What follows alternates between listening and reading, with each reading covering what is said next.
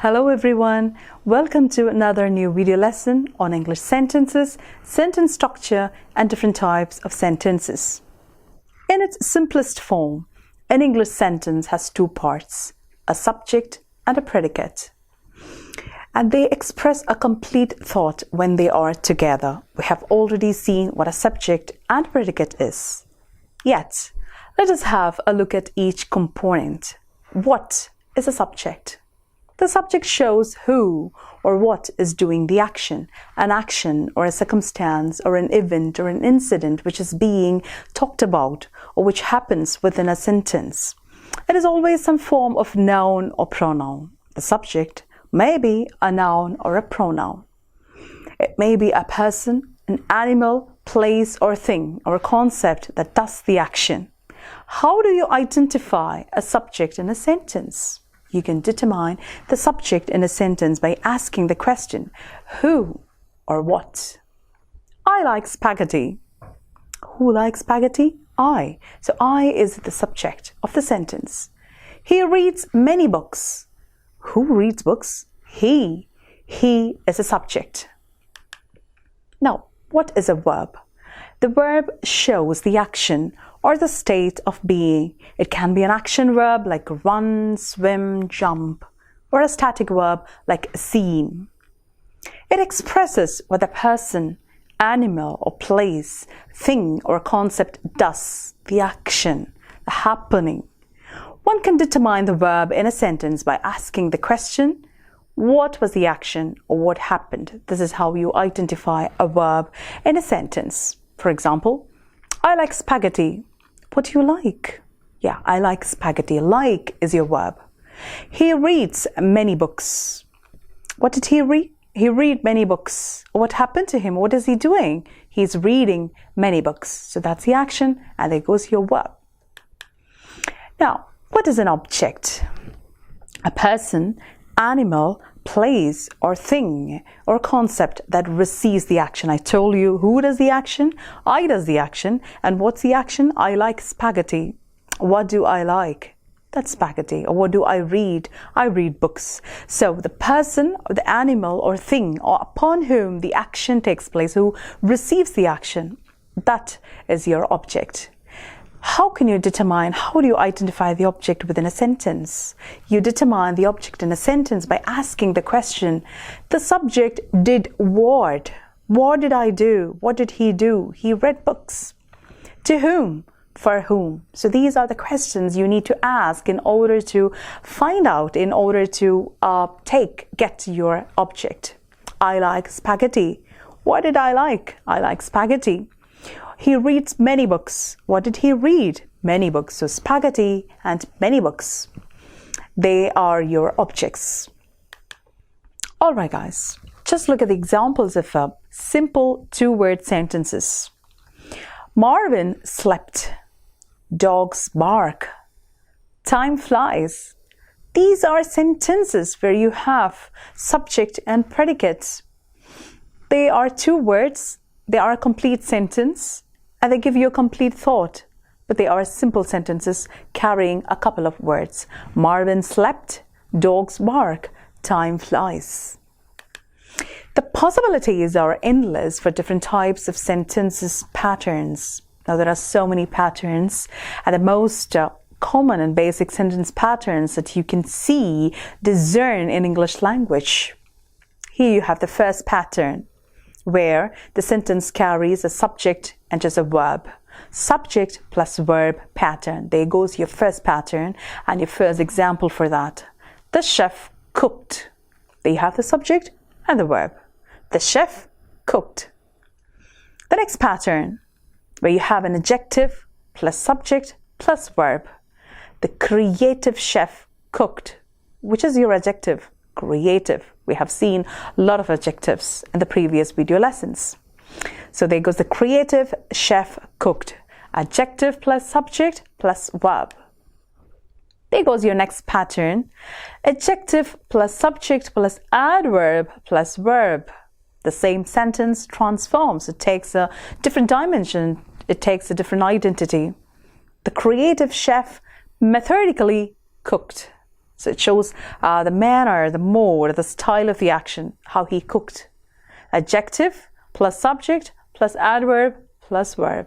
The creative chef methodically cooked.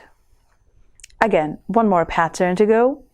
The creative chef methodically cooked in the kitchen. So the place, the location is revealed. There goes a pattern, adjective plus subject plus adverb plus verb, and then again plus prepositional phrase, in the kitchen. The creative chef methodically cooked in the kitchen.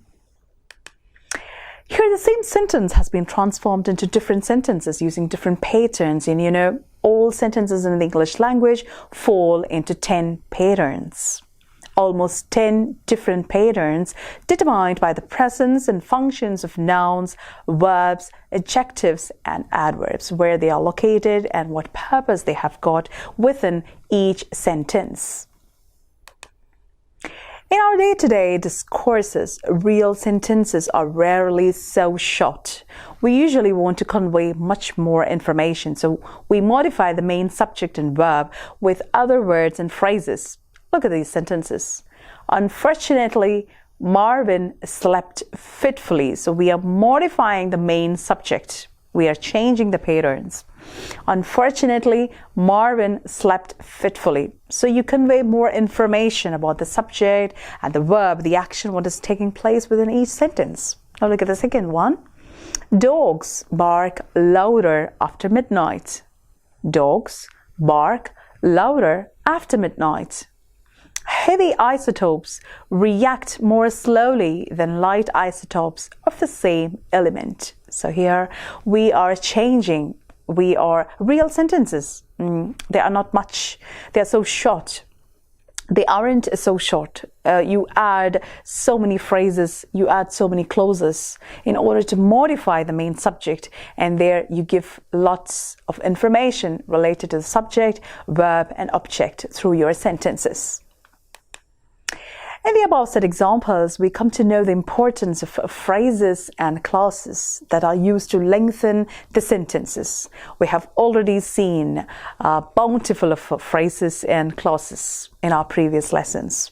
Now let's see, again, a quick recap of what a clause is all about. A clause is a combination of a subject and a verb. When you have a subject and verb, you have a clause. As such, there are two different types of clauses. I hope you remember them. Independent clause and dependent clause. What is an independent clause? A subject and verb that make a complete thought. Independent clauses, they are called independent because they can stand on their own and they give you sense. They make sense, they make meaning. So there is a subject and a verb with a complete thought which can stand on its own, no help, no support from anyone else. There is your independent clause. Now, dependent clause. A subject and verb that do not make a complete thought. Dependent clauses always need to be attached. They can't stand alone. They need someone's help and support. And they need to attach. They need to be fixed to an independent clause because they are too weak to stand alone. They are tired and weak, They are also termed as subordinating clauses. So there goes your dependent clause where you have a subject and a verb, but they don't make a complete thought. They need someone's help to make a complete sentence. In English, as in the case of any other language, there are specific ways, unique ways in which clauses join and combine to form sentences. There are different ways, methods, patterns, styles in which clauses they join. Basically, we do have 4 types of sentences described in terms of the structure of a sentence. Please know that. It's important to note that according to the structure of a sentence, the sentences in English language, they are divided into 4. They are as follows: simple sentences, compound sentences, complex sentences, and complex compound sentences. Let's have a look at simple sentences. A simple sentence consists of only one clause. Quite often, a simple sentence structure contains one independent clause and no dependent clauses. For example, the girl ran into her bedroom. The girl ran into her bedroom. So there is only just one clause, one independent clause. The girl ran into her bedroom. Nothing else. No dependent clauses are there. It gives you complete thought. I like trains. A complete sentence. I like trains. No other dependent clauses are there. One independent clause with a subject and a verb. I like trains. There goes your simple sentences. Compound sentences. A compound sentence consists of two or more independent clauses. Two or more independent clauses. It does not require a dependent clause. In these kind of sentences, the two independent clauses are usually joined by coordinating conjunctions like for, and, nor, but, or, yet so.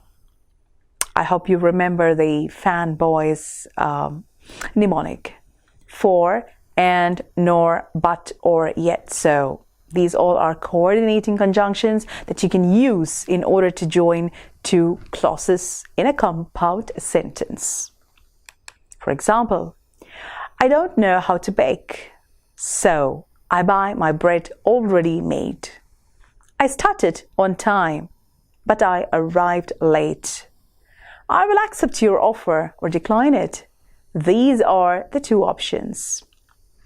Here, I don't know how to bake, so I buy my bread already made. So the first independent clause is I don't know how to bake. And then your second independent clause is I buy my bread already made. You have joined them using the coordinating conjunction so. The next example, I started on time is an independent clause. I arrived late is another independent clause. You have joined them with but.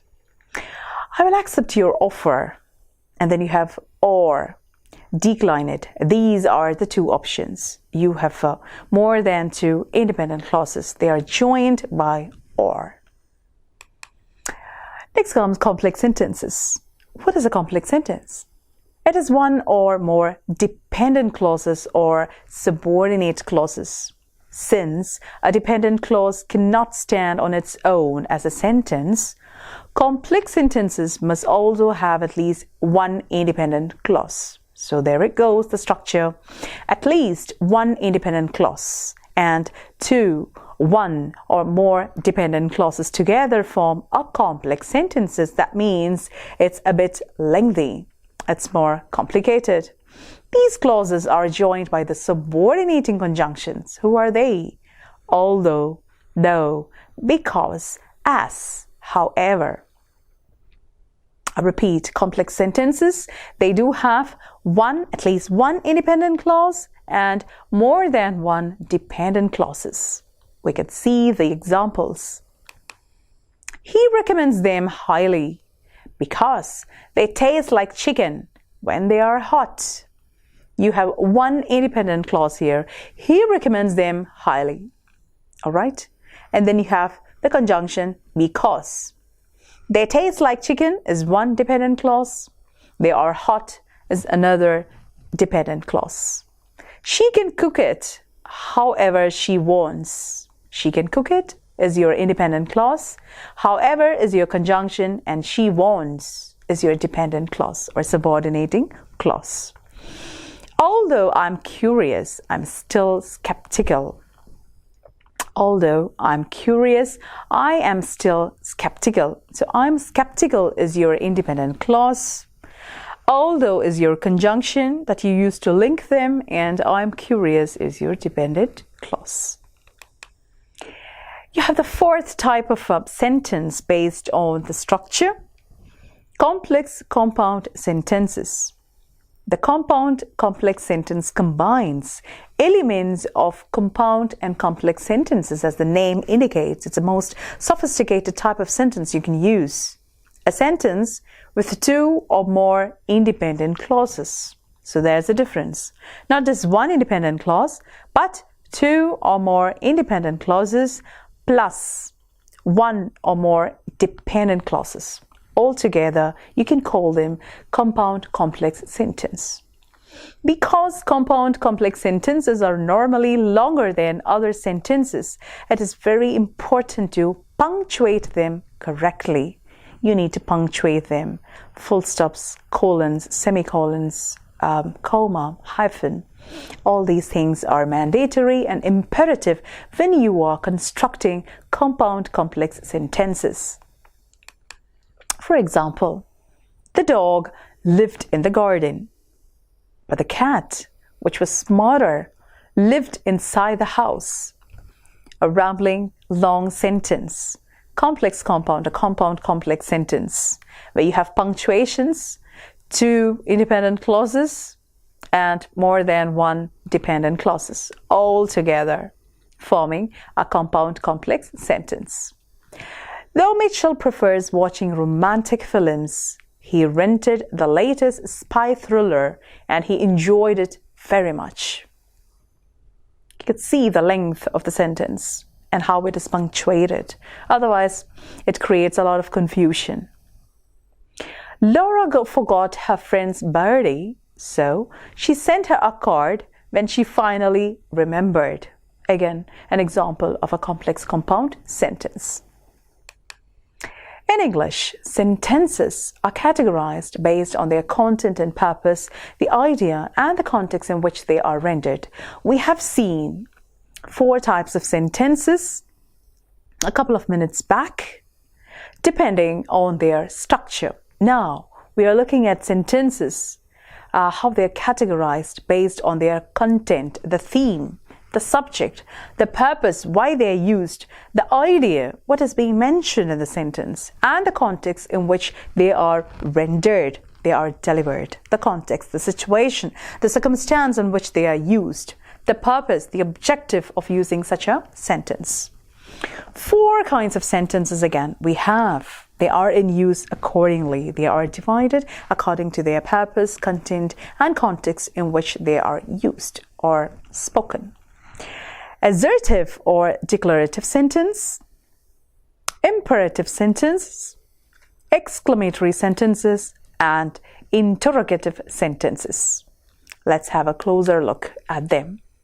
What is an assertive or declarative sentence? From the name itself, it indicates that it's a sentence which states, which declares something, which asserts something. Such sentences, they are simple statements.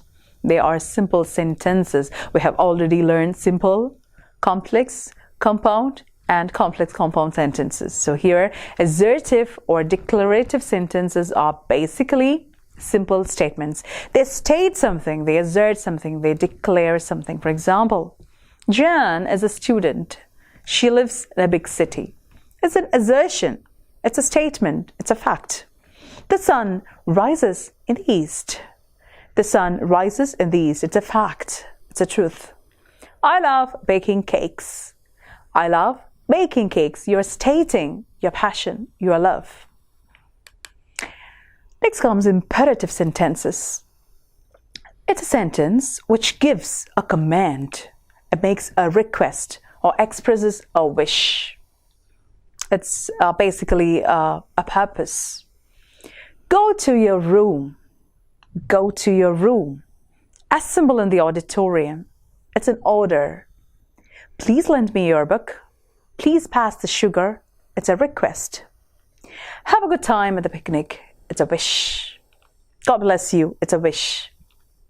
So these are imperative sentences which gives commands, which makes requests, and which expresses a wish. Next comes exclamatory sentences.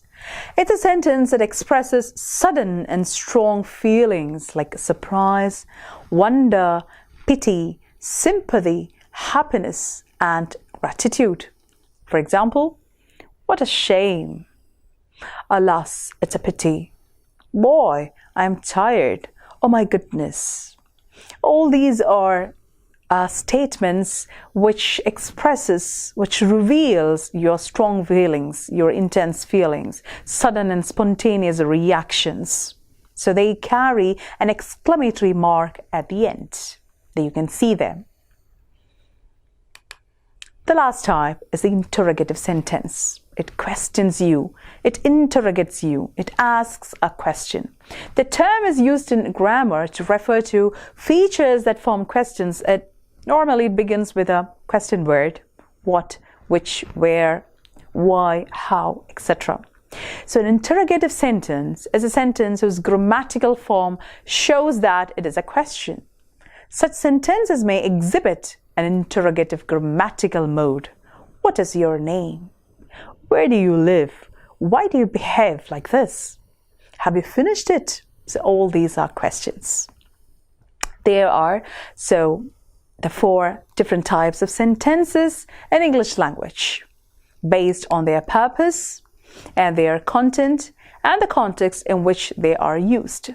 So guys, in this lesson, you have learned about sentence structure in English and how to construct all kinds of sentences in English, from the simplest possible sentences to long, complex sentences which contain many different ideas. I hope all of you would practice using proper and correct sentence structure in your transactional talks as well as in your writing. Do check out the practice papers which follows every video lessons and have a great learning. I will see you in the next video lesson. Stay tuned to get updated towards a better English. Thank you very much and bye.